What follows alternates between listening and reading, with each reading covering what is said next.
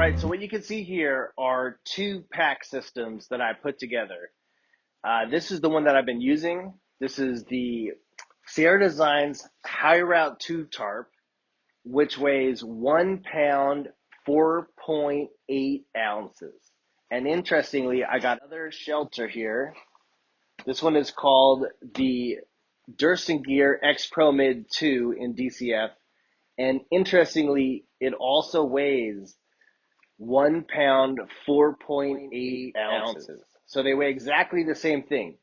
But this one over here is just a tarp, and this one over here has no CM doors and a sill nylon floor. All right, so up until now, I've been using an air pad that pops. So this is the Big Agnes insulated axle.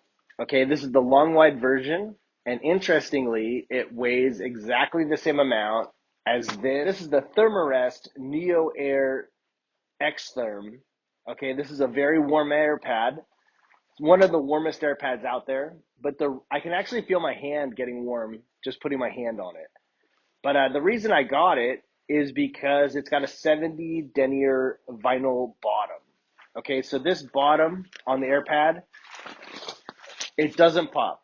And you can't really tell the difference. You actually have to put your hand on it to feel the difference, but it's a little bit thicker than the vinyl on top. So the vinyl on top is 30 denier, and the vinyl on bottom is 70 denier. And the reason that's why I bought it is because I need an air pad that doesn't pop. And up until now, I have been using air pads that do pop. All right, this Big Agnes insulated axle that I've got here in front of me is actually the fourth one that I got from Big Agnes because they all popped. I had two uninsulated long wide air pads from them, and then the mummy shaped insulated axle, the red one. This is the fourth one because they all popped. And in order to keep my air pad from popping, I would get some Tyvek. I would go on eBay, and I would buy this stuff. It costs about $15 a pop.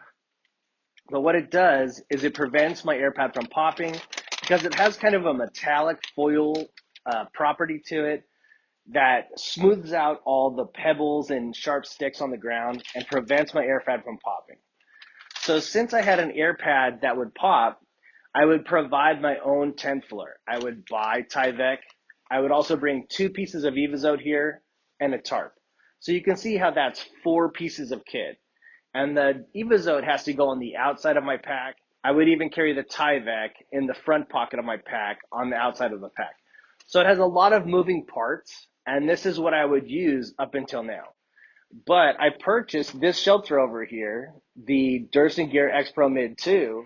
I suddenly didn't want to bring Tyvek and Evazote with me everywhere I went because my shelter has a Tenfler on it.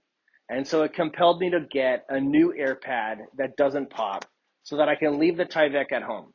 And the reason for that is because the Tyvek wears out. About once every 10 nights out on the trail, the dirt will rub against the Tyvek and wear away at the surface of the material and compromise the material.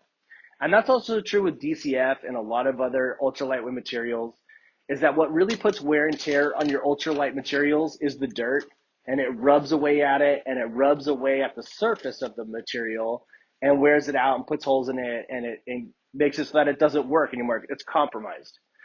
Once your Tyvek gets kind of worn in and gets soft, it's not going to prevent your air pad from popping anymore, so you need to get another piece of Tyvek, which means that if you were to hike the PCT, you would have to send yourself Tyvek in your bounce boxes. So when you go to the post office to pick up your food, there would need to be a piece of Tyvek in there as well.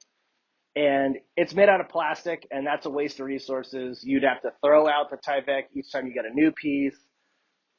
It costs extra money, and you have to put your pack together like a Rubik's Cube, figuring out where exactly you're going to put all this stuff.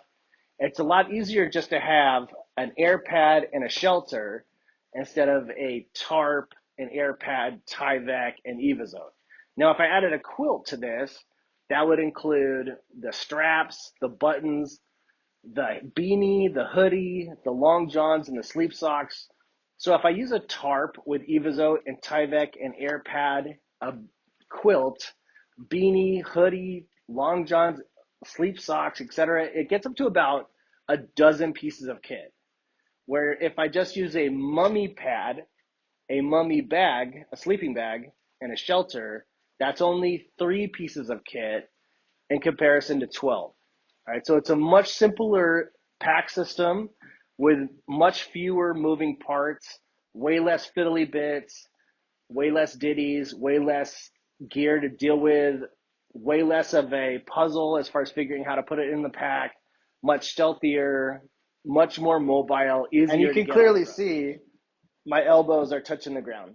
And you're never really going to be able to get comfortable with your elbows and your hands touching the ground. Even though my shelter has a 10th floor, I'm still going to be able to feel the dirt and the pebbles on the cold ground.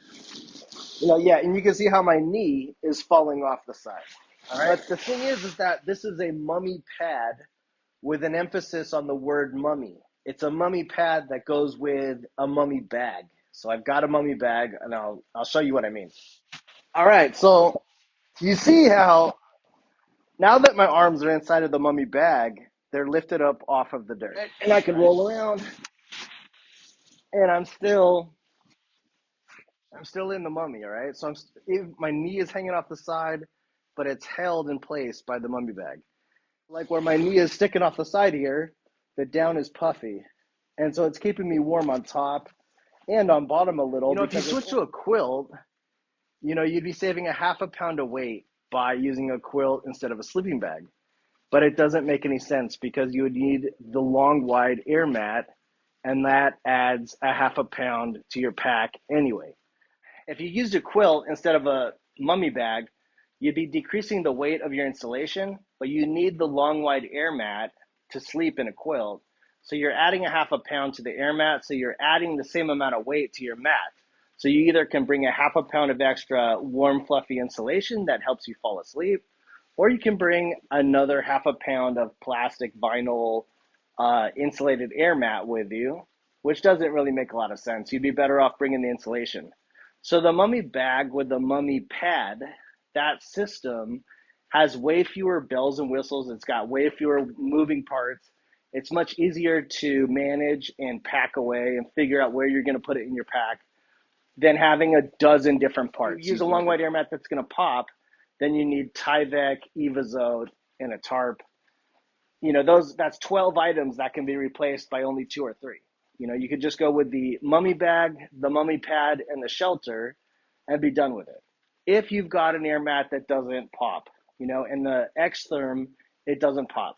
And it's the same weight as these other guys. So, the mummy-shaped Xtherm is the same weight as the long, wide air pad of some other ultralight air pad. But those other ultralight air pads will pop, and the Xtherm doesn't. So that's basically it.